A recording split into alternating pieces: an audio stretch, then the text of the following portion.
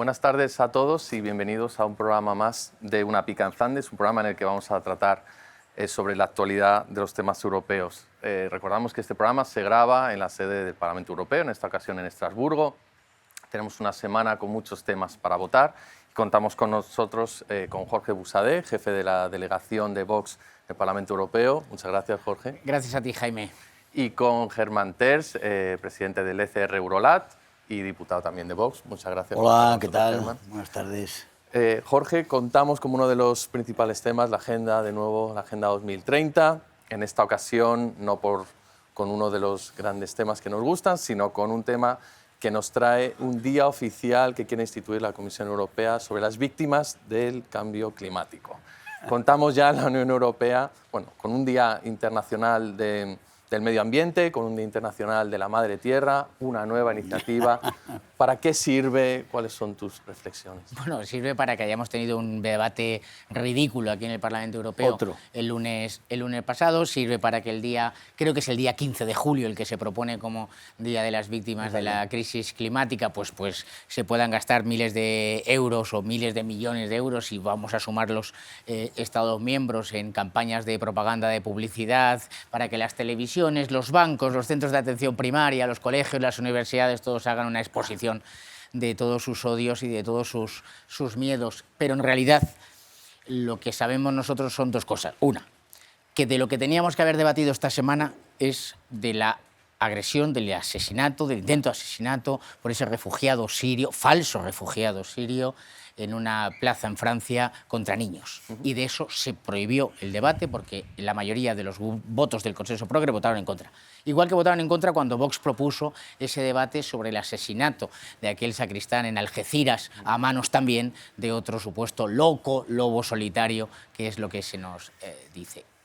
Y la segunda cosa, que es que las verdaderas víctimas de la crisis climática son los agricultores, son los ganaderos, son los pescadores, son los trabajadores que se van al cierre, al despido de sus empresas por la prohibición del motor de combustión, pero muy especialmente el sector primario, que es donde han focalizado todos sus odios en la criminalización de la ganadería y de la agricultura. Esas son las verdaderas crisis y las verdaderas víctimas, y a ellos sí que merecen no que el día 15 de julio, sino que todos los días del año hagamos política pensando en ellos. Germán. Son las víctimas de la ideología climática, claro, no son, fanatismo. No son las víctimas de ningún cambio. Germán, esta semana has enviado una carta al alto representante para la política exterior de la Unión Europea, Josep Borrell, tras su ignominiosa visita a Cuba. En esta carta le acusas de actitud antidemocrática y oprobiosa. ¿Qué reacciones ha tenido tu carta y por qué Vox es el único partido que ha pedido su dimisión? Bueno, es el único partido, ha habido otros que lo han criticado, pero desde luego nadie ha sacado las consecuencias lógicas de este abuso, ese exceso. Ha sido la gota un poco que ha colmado el vaso de la complicidad sistemática del señor Borrell y su equipo aquí dentro de la comisión, de la alta representación para la política exterior en la comisión, la complicidad con la dictadura cubana. Ayer realmente ha sido casi cómico cómo se esforzaban por criticar a Ortega, porque ahora han dedicado que el pim pam pum es Ortega y Murillo en Nicaragua, y decían todo lo malo que era el señor Ortega y enumeraban toda una serie de características que son exactamente igual, más graves, si se quiere, en Cuba, ¿eh? Y sin embargo a Cuba se le subvenciona con millones de euros porque quiere el señor Borrell, y a Nicaragua la presentan como los malos, cuando Nicaragua es un producto del socialismo, de la revolución sandinista, entre comillas, sandinista, y del apoyo de los socialistas y socialdemócratas europeos durante casi 40 años, y por supuesto de Cuba y de todo lo que ahora es el Foro de Sao Paulo, de todo lo que es la Internacional Narcocomunista, que ha sido la que ha generado todas estas diferentes dictaduras ideológicas, en principio basadas ideológicas, y después que se han convertido en lo que son monstruosidades, son dictaduras monstruosas que tienen una ideología, digamos, como bandera, ¿no? Entonces, de lo que se trata es de decirle al señor Borrell que es que no puede ser, no puede ser. Si él representa a 27 democracias, no puede ir a Cuba a defender a la dictadura, que es lo único que hizo. Esa es la gran frase de ayer de Herman. La gran frase de Herman. Usted no puede ir a defender una dictadura en nombre de 27 democracias. No puede ser, no puede ser. No puede ser que vayas a Cuba y a lo que te dedicas es a decir que no al embargo, ¿eh? O sea, quiero decir, a lo que haces es el argumentario de la dictadura, es lo que expuso el señor Borrell allí. No, señor Borrell, usted tiene que ir allí a hablar de los presos políticos, que son 1.100. Hay 60 presos políticos en este momento en Nicaragua, que estuvo él hablando ayer, cosas terribles, que había que ponerse muy serios, después sin ninguna consecuencia, ¿eh? No vayamos a creer que les van a poner más sanciones y cosas así, sin ninguna consecuencia, pero ponerse muy serios con Nicaragua. Pero en Nicaragua hay 60 presos políticos, en Cuba hay al menos 1.150 y pico, hay más de 1.000 presos políticos, muchos de ellos en un estado de salud absolutamente terrorífica, en unas cárceles que llevan a la agonía a quienes están más o menos delicados y que a los sanos los convierten en enfermos en muy poco tiempo. La situación de Cuba es un escándalo. La complicidad de Borrell es realmente grotesca y vergonzosa para toda Europa, y en ese sentido yo le dije que se fuera, que realmente si quiere dedicarse a defender a Cuba, que es lo que está haciendo, que deje de intentar representar a 27 democracias, porque las democracias no se las puede representar así. Pregunta para los dos. Volvemos a las andadas con el Pacto Verde Europeo. En esta ocasión, la Comisión Europea busca establecer una ley de restauración de la naturaleza, con la idea de recuperar hasta el 80% de los hábitats en Europa. Hablamos de bosques, hablamos de tierras agrícolas, ecosistemas marinos. ¿Qué reflexiones os ofrece esta propuesta? La verdad es que nos lo tomamos a broma, pero yo creo que es un tema como muy serio. Es un tema muy serio que constantemente se esté produciendo aquí producto normativo que perjudica a la gente del campo y en general a todos, porque no hay que olvidar, yo lo repito permanentemente, cuando hace poco más de 2 años Sánchez nos confinó a todos, nos metió en nuestra casa, nos metió el miedo en el cuerpo. Estábamos todos los que estábamos aquí en el Parlamento Europeo asustados dentro de casa. Había agricultores, ganaderos y pescadores que sin tener ningún miedo ni nada por el estilo, porque tenían que sacar su vida adelante, iban a trabajar para garantizar nuestra comida. Y luego hay un tema de fondo, y es que todo este fanatismo climático dice restaurar la naturaleza, enfrentando al hombre con la naturaleza. Porque la tierra cultivada durante siglos es naturaleza. Es naturaleza. Y es lo que quiero decir, no, es que hay que dejar los campos sin cultivar y que crezcan. No, es que el hombre ha permitido que tengamos el olivo, la vid. Esto es, como dice Herman, milenios. Esto es la naturaleza. La naturaleza es el hombre es la naturaleza. No hay que restaurar. Ellos cuando hablan de restaurar la naturaleza lo que hacen es expulsar al hombre de la naturaleza. Porque efectivamente, pues en este edificio tan bonito y con todo lo que tenemos aquí, o tienen aquí las élites, pues es muy fácil hablar de estas cosas.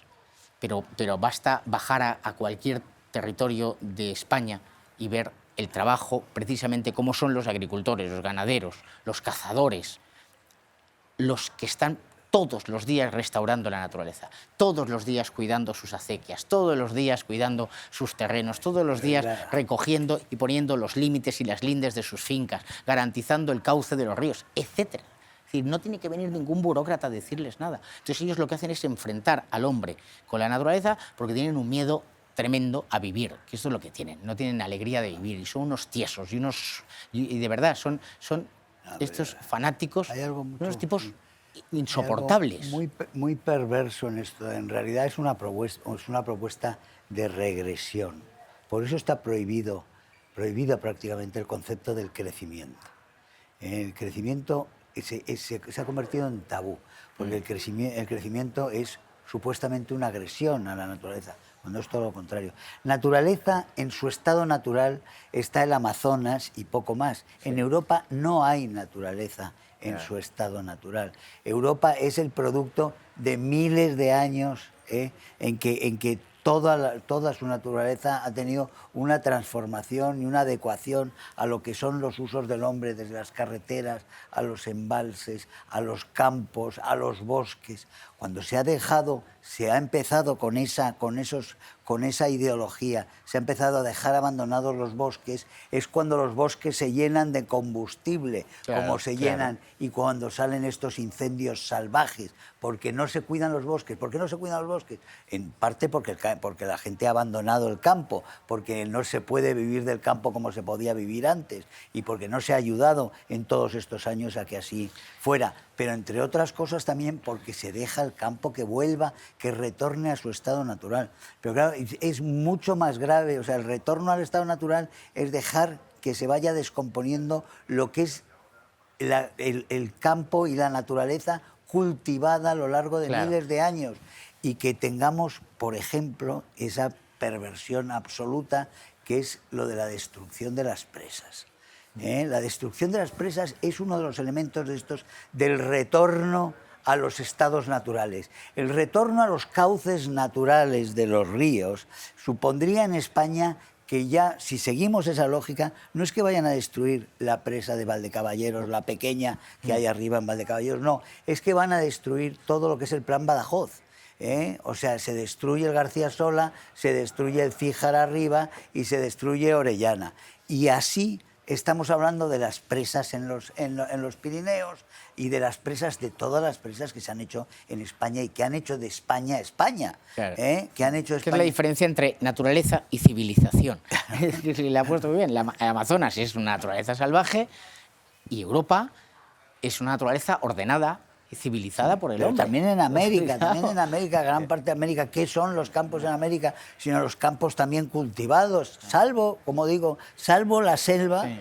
No, todo el mundo es un mundo hecho por miles de años de presencia humana, laboriosa, inteligente, cuajada y cargada además de experiencia por las generaciones, y aquí se está tirando, aquí está prohibida la experiencia, aquí se niega toda la experiencia, se niega la tradición, se niega toda la sabiduría acumulada por el hombre en miles de años de civilización. Ahora se ha decretado, aquí se decreta que eso no vale para nada, que nos tenemos que desembarazar de eso porque tenemos a todos estos ideólogos de 45 años o de 60 años que se sientan en unas comisiones y que empiezan a tachar nombres de artículos que hemos tardado generaciones en descubrir, muchos con unos matices en productos químicos fitosanitarios que son importantísimos para algunos cultivos y que mantienen a la gente en unos cultivos y los mantienen en el campo con prosperidad, y sin embargo prohíben cosas porque les suena a química, y te quitan y te prohíben y te vetan unos productos que hacen imposible los cultivos y dejan abandonadas unas tierras, y esas tierras se quedan expuestas al abandono, y a través del abandono al peligro, al deterioro y a la soledad. Es una tragedia lo que está pasando aquí. Toda esta ideología es una ideología contra el hombre, como decía Jorge, directamente contra el hombre, contra la sociedad, contra nuestra herencia, la inteligencia, contra la experiencia, contra toda la acumulación de conocimiento que ha habido y que no nos dan. Quieren destruir el conocimiento, no nos dejan transmitir ni aplicar el conocimiento. Ya no se da conocimiento en los colegios, porque en los colegios cada vez se aprende menos, cada vez se aprende de un sitio más pequeño, no se aprende, se da doctrina, lo que se hace es adoctrinar a la gente y darles mensajes ideológicos. No se informa, no se da conocimiento a los chicos. Estamos en plena regresión, y esa regresión se financia, se dirige y se coordina desde estos centros que financiamos con cientos y cientos y cientos de millones todos los años, para que haya una palabrería sin fin, incalculable, las tonterías que se oyen por parte de una serie de gente que después tienen una influencia absolutamente demoníaca. El ponente de este proyecto, el ponente es un socialista español. Es un tal César Luena, con el que hoy hemos jugueteado en las redes sociales, y su argumento fundamental es que hay un panel de expertos climáticos, de 3.000 expertos climáticos, que han dicho cómo hay que... Como los expertos de Sánchez de la pandemia. Que hay que hacer, pues como dice Germán, que hay que hacer exactamente lo contrario de lo que ha hecho el hombre durante miles de años. Hay unos señores que se han reunido, evidentemente, bien pagados, bien regados de dinero, pues de la ONU, del Programa Mundial de Alimentos, del Programa todos están enganchados, de la propia Unión Europea, de los Estados. De Open Society, están en los al final seminarios. Dice, ¿usted qué quiere que haga? Yo quiero que digas esto y esto. Ah, pues se lo pongo aquí. 3.000 tíos firman el documento y a partir de ahí hay que cambiar toda la agricultura europea. Hay que cambiar toda la ganadería europea. Váyanse ustedes a esparragar, por no decir otra cosa. No, hay que poner pie en pared, pero porque no podemos decir, váyanse al garete, porque es que nos lo están imponiendo. Tenemos que convencer a las sociedades, a las naciones europeas, a levantarse contra esto, a poner pie en pared, el pie en pared contra esta abominable operación de destrucción de la civilización que tienen en marcha, que han puesto en marcha. Es el pie en pared que debiera tener una respuesta contundente dentro de un año en unas elecciones europeas, donde tenemos que conseguir una mayoría para neutralizar las barbaridades que se están haciendo en este momento. Y antes que un año, el 23 de julio hay que ir a votar a Vox en las elecciones generales para que haya un gobierno de España que venga aquí y que en vez de pasearse y agachar la cabeza y decir que sí a todo lo que le diga un panel de expertos climáticos o cualquier burócrata de la Unión Europea, diga, mire usted, sus informes me dan absolutamente igual. Yo tengo aquí a miles de familias que trabajan, que producen, que cumplen la norma, que además en España tenemos una agricultura que es un modelo de éxito internacional, con una capacidad de exportación brutal, de generación de prosperidad, de riqueza, de crecimiento, como decía Germán. Y a mí lo que me preocupa es precisamente que todos esos pequeños pueblos no se mueran definitivamente y que demos vida a las pequeñas capitales de provincia para que no todo sea Madrid y Barcelona. Y eso es lo que necesitamos un gobierno de España. Entonces, ustedes, los que nos escuchan, pues tendrán que decidir quién creen que es el hombre que es capaz de venir aquí a Bruselas y decir esto. Aquí hay una maldición en este momento, que es la Agenda 2030 de las Naciones Unidas y el Pacto Verde. Y nosotros somos las fuerzas que vamos a hacerle frente al Pacto Verde y que vamos a hacerle frente a este delirio de la Agenda 2030, que son enemigos, como decía Escotada, enemigos del comercio, no solo del comercio, son enemigos de la civilización. Pues muchísimas gracias. Con esto terminamos. Hemos hablado de Agenda 2030, hemos hablado de Pacto Verde, hemos hablado de blanqueamiento de dictaduras como la de Cuba por parte del alto representante de la Unión Europea, Josep Borrell. Esperemos que haya sido vuestro interés y os emplazamos al próximo programa de Una Pica en Flandes. Muchas gracias a todos.